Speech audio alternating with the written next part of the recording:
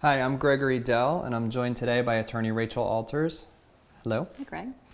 And today we want to discuss with you the top 5 reasons that long-term disability insurance claims are denied. So Rachel, in preparation for this video, I know you put together a list of the 5 most common reasons that you see people are denied. I know you've handled hundreds, if not thousands, of ERISA disability appeals. Let's start with, what's the number one reason that you see disability claims are denied?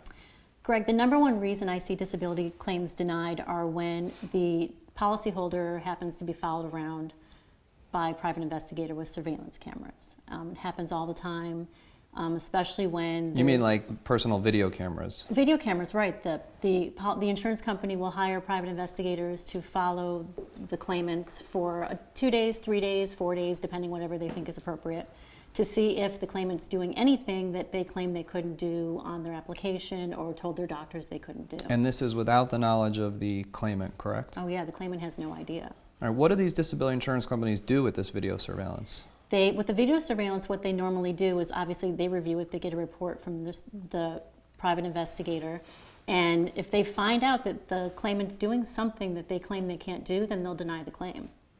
And do they reference that video to claimant statements, medical records? What do they apply it to, the video?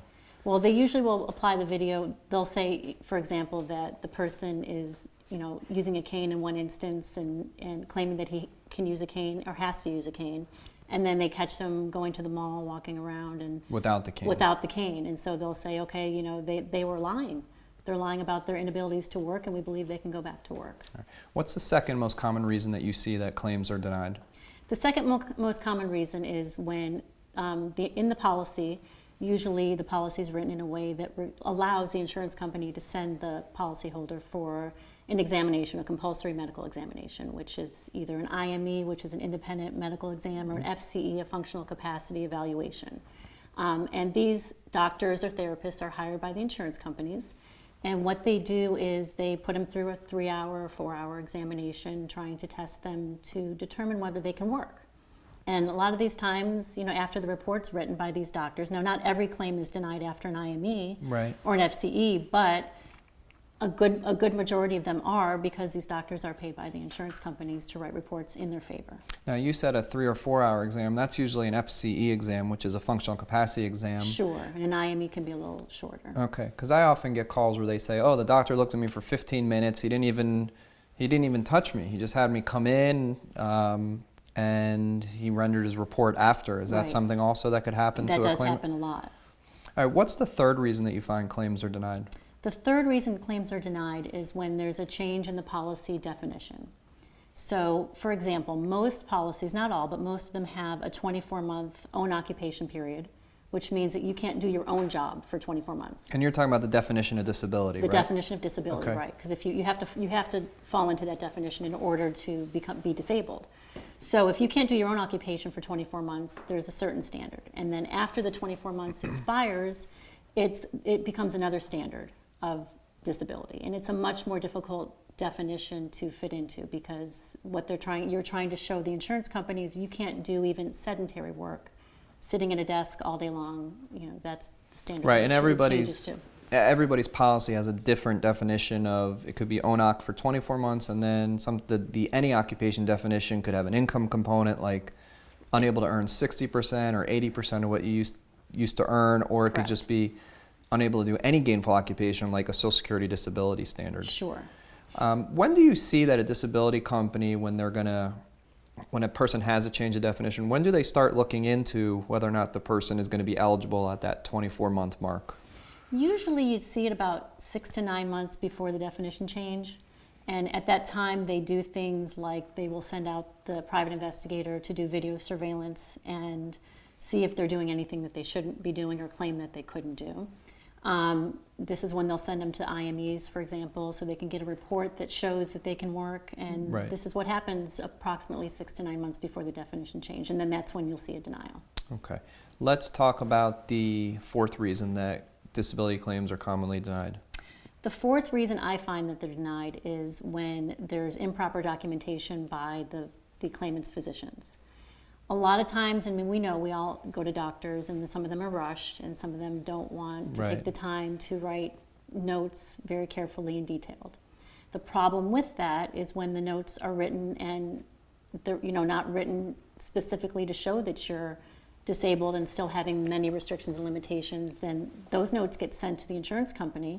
And when they see that, oh, look, Mr. Smith had a good day today, he was feeling good, that gives them another reason to deny you. Right, because I see, unfortunately, all the time, they get one record, so-and-so had a good day today, or so-and-so neck was fine when they have a neck problem, and 3-4 days later, there's a denial letter. Absolutely. Just- Right. Even though there's been, 30 records before and, 2 records after that say that they're in pain, if you have that one note that says they're doing okay, they can deny you. And I mean, what can a claimant do to avoid that kind of situation? I mean, It's communication with your physician. So if you have a good relationship with your doctor, you need to tell them, listen, this is very important that you document my restrictions and limitations very clearly, because without that, I'm going to lose my my disability income, and this is something I need to live on. So if your doctor is an understanding and, willing to discuss and work with you on that, it usually is. I mean, very would you helpful. recommend that a claimant actually looks at the medical records that are transcribed? Absolutely. And how often should they do that? I would hope on a monthly basis if they could. So basically, every visit that they go, they should Sure. get a copy of the records. And if there's something they're not happy with, then they need to communicate with their doctor and say, listen, can we be careful when you document, because this really affects my income. Right. Okay, let's talk about the fifth reason that claims are commonly denied. The fifth reason that claims are denied, Greg, is usually, and this happens all too often, I see this when I get calls from potentials, and they make mistakes on their claim forms or their applications. And the problem with that is that when you fill out a claim form and you're not filling it out properly, this is something that stays in the record, and the insurance company will make denials on this issue often. And doctors do the same thing. Well, they'll make a mistake when they fill out a claim form that's sent by the insurance company. So they'll accidentally check that the person can work Right. when they can't. And sometimes that's because maybe the office manager or one of the staff is filling it out instead of the doctor. And they're rushed and they don't want to deal with the paperwork, and it gets sent to the insurance company, and then there's a denial. Right, and I've seen things as simple as the box says how many hours in a day can they sit, and the doctor checks 8. 6 hours or 8 hours when Right. the person can't even sit for 2 hours. Right. So, so you're talking about mistakes in the initial application, claimant forms that are going on a monthly basis, even someone who's been on claim for 5 years. They Right. give claimant statements every month or every 6 months. Right. And then the doctors get these attending physician statements, and they can make mistakes on those as well. Absolutely. Again, what can a claimant do to try to avoid those kinds of mistakes?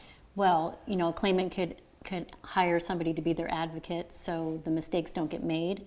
So the claim forms come through, for example, if we were representing them, they come to our desk first, we review them, make sure there's no mistakes before they get sent to the insurance company.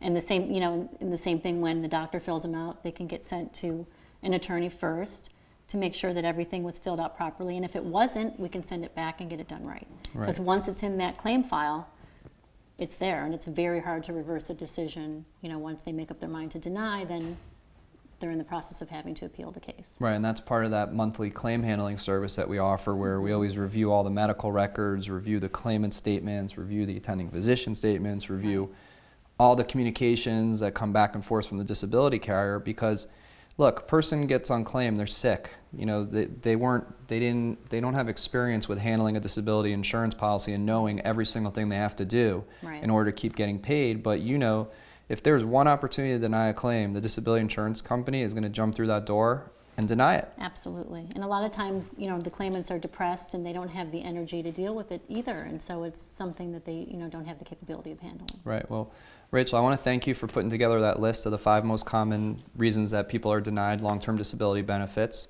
I want to tell our viewers that if there's any type of claim that you have, whether it's an application, a monthly claim handling issue, or if you've been denied, feel free to call us at any time for a free consultation. We'll be happy to review your policy, discuss your claim with you, and if we're able to help you, we'll let you know.